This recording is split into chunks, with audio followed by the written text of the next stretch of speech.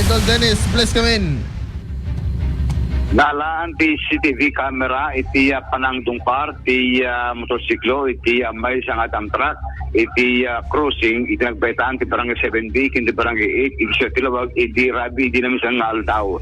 Sigon iti CCTV makita ada iti signage nga full stop iti kalsada nga sinurong iti rider. Imbes nga nagdispasyo dire-diretso nga cross may sumit iti panang sangpet. Dito'y dump truck na kulay kulay yellow, sumitin ti panang dumpar na iti mismong katingan na. Gapot iti sa timpag iti desgrasya, nagbalitad iti motorcycle rider. Bumangon yung sa nga dagos nga nakatakder. Imasig dito mga lalaki iti lugar ng sandal ka tinulungan, malasin iti may isang babae nakapuraw, nga napanin masireg, mabulang natin iti napanang kita, iti nakamatatang rider iti motorsiklo. Naman, ti driver iti dump truck it nagsardang matlayang iti kanito, kalpasan iti disgrasya. Sigon ti uploader, nagsagabay iti sugat ti ulo ti biktima, kastameten na tukol dato'y imana.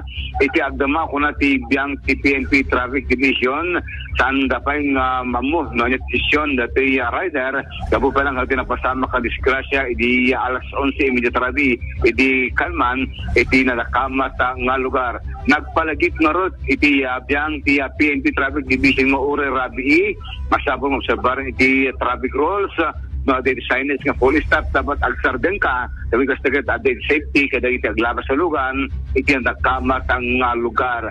Ada iti nakita nga helmet ti rider, yung gabot picture impact na Idol Lawrence, nagsagabay ti sugat kasi tara isuna iti Governor Roque Biablan Sr.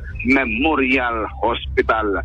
Agserbi nga rod ng aksyon kada iti riders kaya do pangaluglugan na masabot pa nagdispasyo na iti crossing nga lugar kaya namuro na the signage nga agsardeng iti maysa nga lugar. Idol Dennis Alipio, Tatak, IFM. IFM News.